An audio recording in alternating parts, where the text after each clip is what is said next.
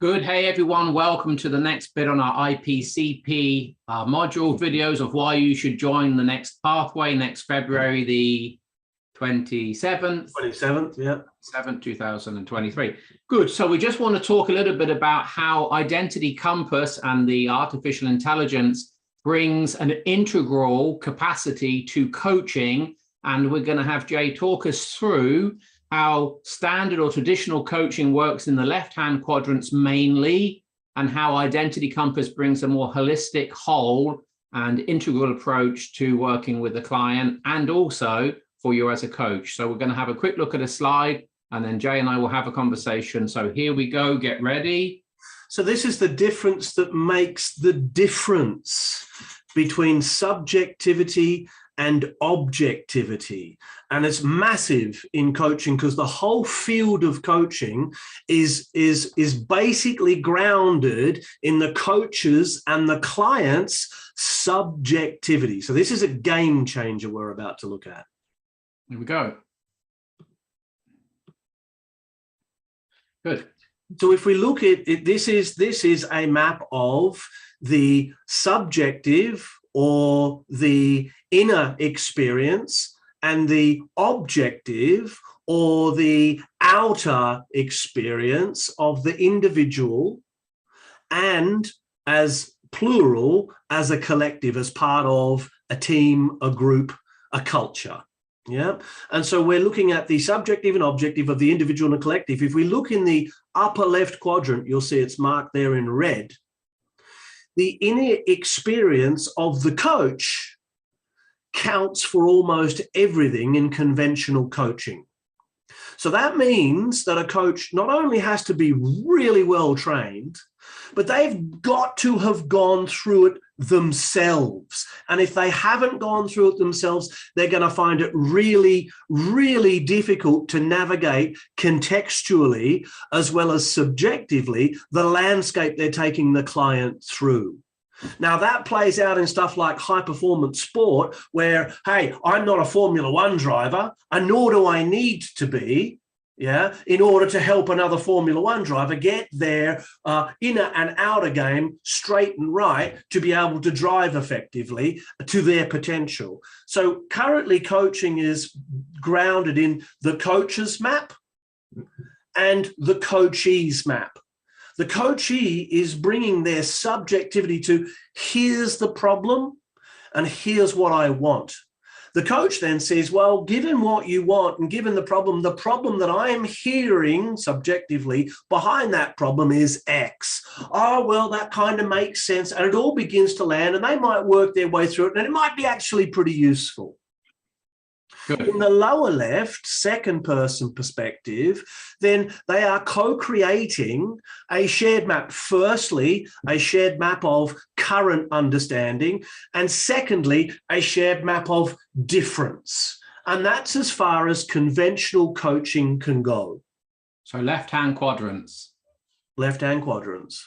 Okay, so that's like traditional coaching, even developmental coaching, right? When you're just, what you're saying is the coach subjective experience and the client's subjective experience are interacting to the coaching session. Right. Good. Holistically. And the big problem with that is that the coach doesn't have any context. So they're going to only rely on what the client's bringing to the process, which of course is going to be limited to what the client thinks is important. And this is the difference that makes the difference. We need to turn that subject into object. So we need something or someone or a process or a system to help us do that, to help us take a mind dump of the client and make it objective. Good. So how does Identity Compass make this a more integrally informed coaching session in the right hands? Well, it does that. It turns subject into object by asking a series of forced answer questions. It's not a nice test to do because it's forcing you into answering questions and then throwing up different questions based on what it's forcing you into answering.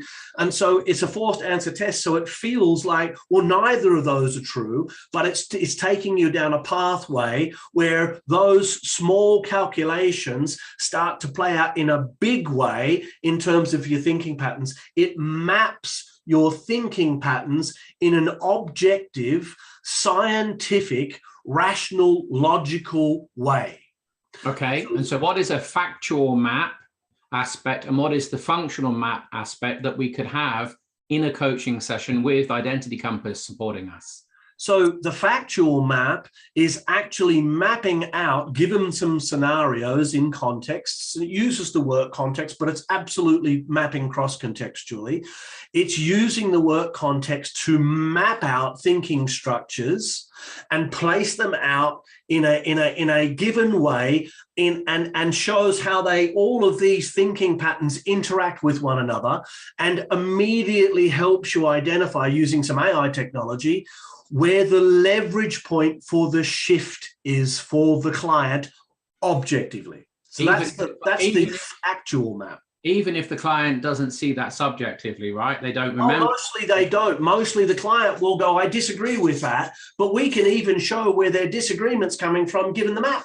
We can show how they mismatch, and that disagreement's actually part of a mismatch, and we can tell that that's on behalf of self-care based on what we're seeing in the map. So we can real time actually feed back the patterns as they're occurring in the coaching session to wake the client up so that they can grab a hold of this and start to do the work to grow themselves up, to clean up the stuff they need to clean up so that they can begin to show up. So then we have a functional map that emerges out of the context. Yeah. Which is context. So two aspects to this. One, the functional map is still subjective within the client's mind. How things play out for them and how they connect them to what's going on in their inner experience is like guesswork.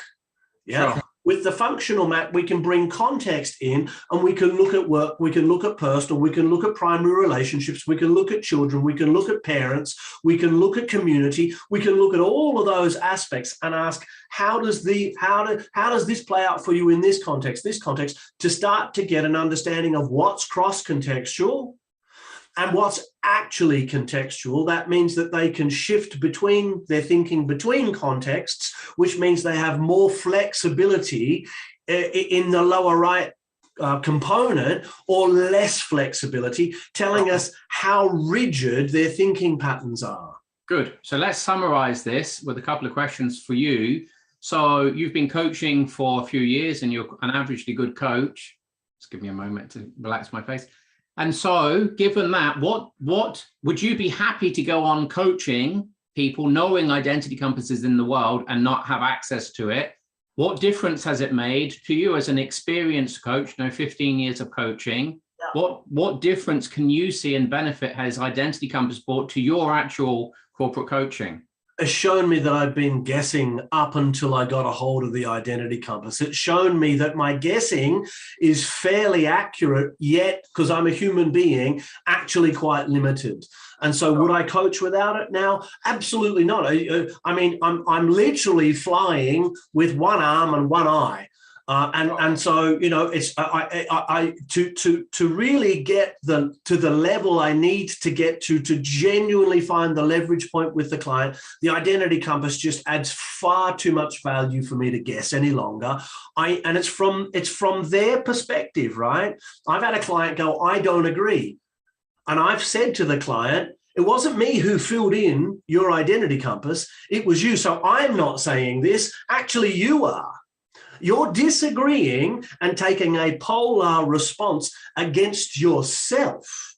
And then I said, let's look at the Identity Compass and see how that actually works out. And we found 6 key driver cognitive intentions that fit that pattern. And the moment the client saw it, the client literally went bright red and said, I feel more seen and more understood than any other conversation I've ever had with anybody to this point. I have not understood why I'm getting the responses I'm getting, and now I'm starting to understand why they happen the way they happen. And what percentage would you say that's Jay Headley's capacity, and what percentage would you say that Identity Compass has informed in that session? Well, part of my capacity is to take in and make meaning with the client out of the identity compass. So I'm going to go 60-40, but that 40% is the difference that makes the difference. And what's the 40%? That is the difference that makes the difference. The 40% is the identity compass. The 60% is all of the grounded learnings and understanding how the identity compass needs to be read and translated with the client's help. Does a coach to coach the way you've just talked to need to be an excellent, outstanding, well-experienced coach to be able to use identity compass in that way? They need to have that experience. They need to learn it. But what the identity compass will do is it will train them how to learn it in an accelerated way. So instead of it taking 5 years to become an extremely experienced, well-honed, well-rounded coach, having done the work on yourself, we'll cut that down to 2 or 3. Sure. Anything else? Come and look at the program. If you haven't had a chat with us, book a chat, get on the program. If you want to coach at the next level, this is the process and the tool that is going to take you there. Good. Catch you next time.